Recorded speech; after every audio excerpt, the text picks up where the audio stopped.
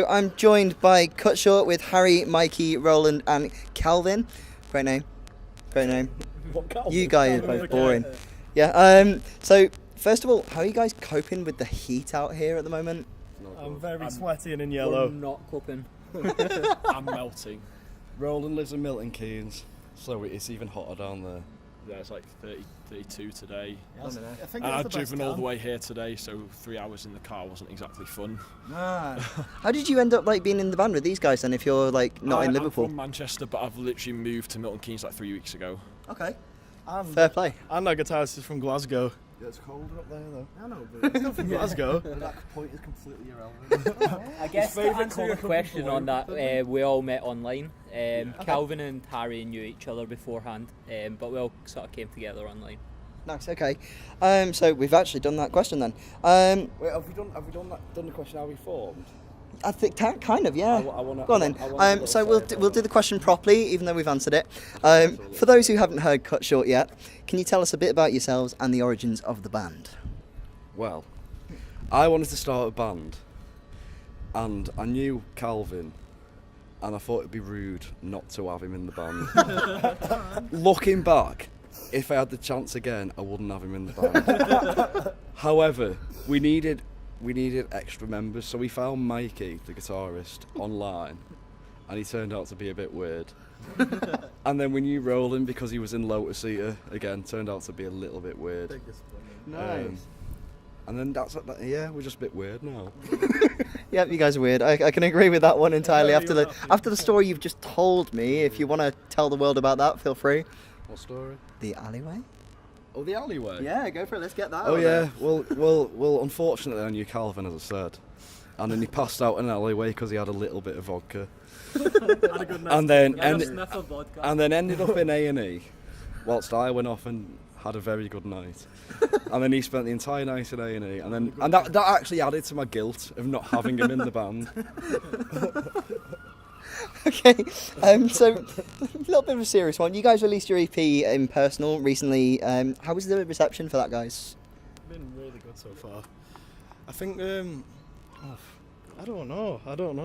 Better than we expected, I think. Yeah.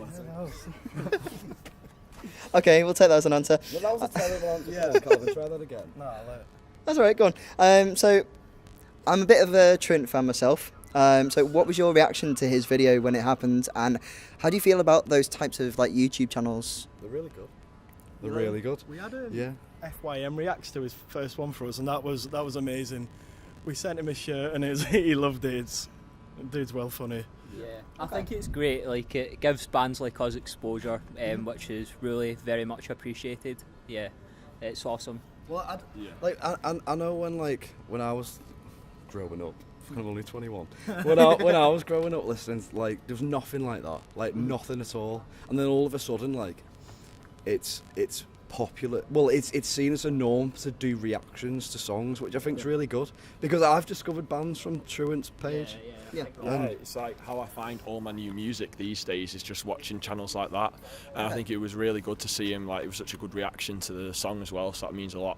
I love how he's from Liverpool as well. Yes, repping Liverpool. Hopefully we can rebuild that scene. Yeah. I mean, is there anything you think that we can actually do around Liverpool to build up the rock and metal scene again? Because I don't know if you feel the same way as me. Like, when I used to go to gigs when I was in my teens, I used to go and see Shikari, Yumi at Six, Pendulum, when they were all coming out. And it seems to have kind of died a bit of a death. So obviously tonight it's been an amazing lineup. You've got Bleach, you guys Cut Short, you've got Barrier, Lotus Eater. I mean, where do you think we can go from there? You know what I think it is? I think it's that a kid, say 14, 15, can get into a club now. And as a 14, 15-year-old, I'd have rather gone into a club than watch a band. Okay. So I feel like going to watch bands is kind of redundant, because if you can get into a nightclub and have a bevy, have a few pills, have a laugh, why would you want to go and watch a band? do you know what I mean? Great self-promotion there, by the way, Harry. Oh, well, I'm not trying to promote ourselves. I'm literally saying what I think's wrong with it. That's fair enough. Well, for me it was the opposite, because growing up I always used to go to gigs. I was never really that interested in clubs that much when I was a teenager. It just wasn't really my vibe. But I think I don't think it's even just Liverpool, to be honest. I've seen it like across the country, because in Manchester it's been better. It's a lot of promoters are just calling it quits because there's nobody turning up. The promoter, Shows and things. yeah, the promoter from tonight, actually, this is his last show he's putting on. He's called it quits because they just don't make enough money from it. Yeah, Like, it's they're crazy crazy. money. But I think in this area of England, especially, like the scene's starting to grow and pick up again. Manchester's a lot Yeah. better, but like Liverpool does need more shows. Well, there's a lot more money in a club scene than there is in a metal scene.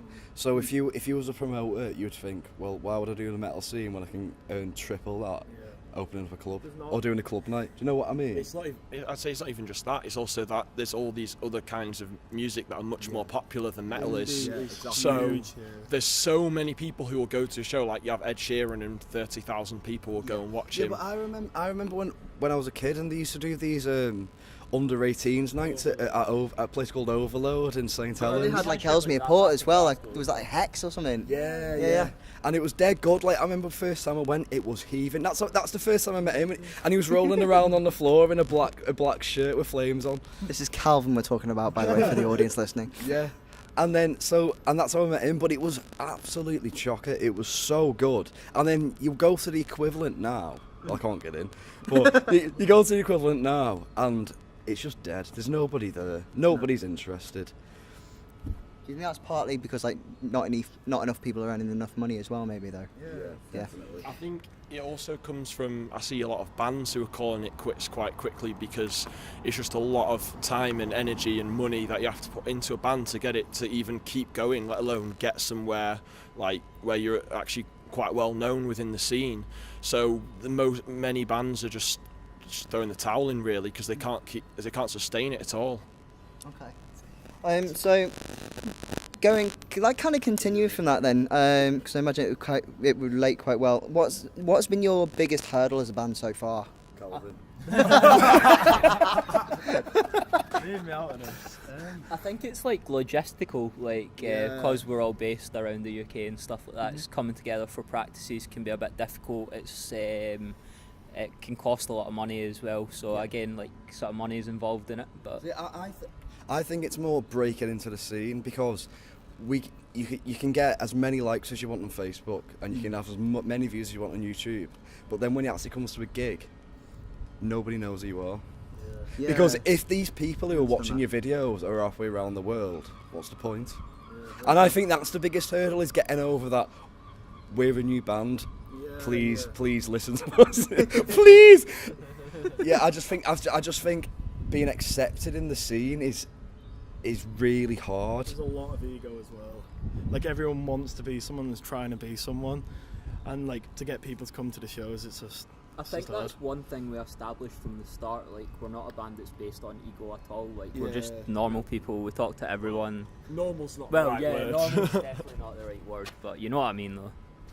Did you wanna? Yeah, so I think for me the biggest problem these days is what online streaming has really done to music. So the problem you see a lot is you can get a lot of these people around the world listening to you. That's a great way to get people listening to your songs, but you don't earn anything off it.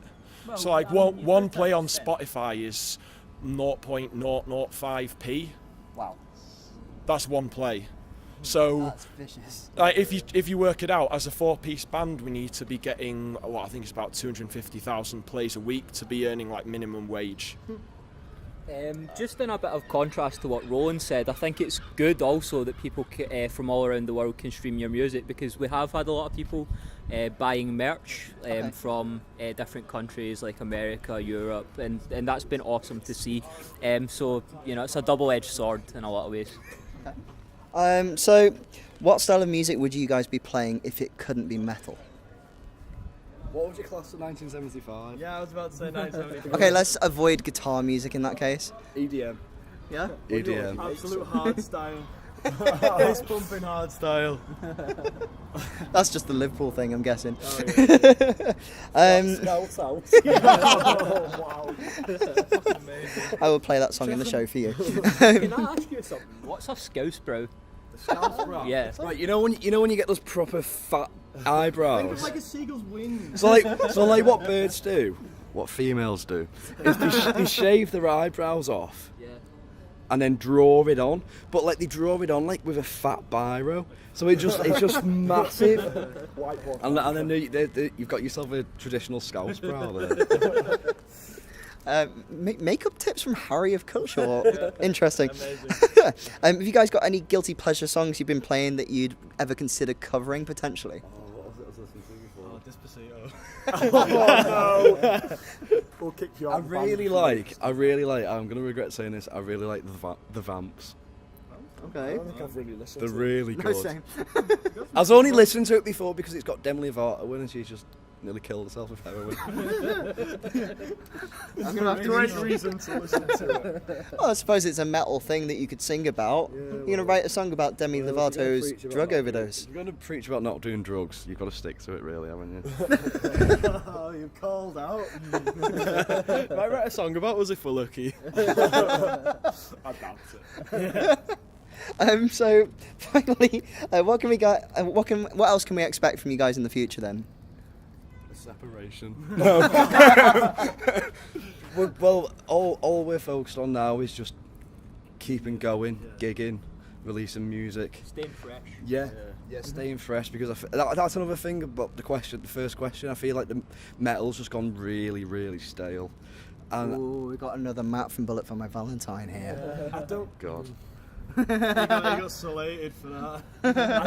I don't think it's that simple, but I think it's just because there's so many bands these days. the same It's thing. harder to be different. Okay. Because there's just a massive amount of bands out there. Most of them maybe sort of similar size to us, like where we are at the moment, and it just sort of congestion in the scene, really. I think that makes it more difficult. It's not so much that it's getting stale, it's just everyone's trying to do everything, and it doesn't leave a lot of room sometimes. Do you Yeah, feel I like agree with that. Do you feel like maybe a combination of electronics in future maybe would be a direction? Or?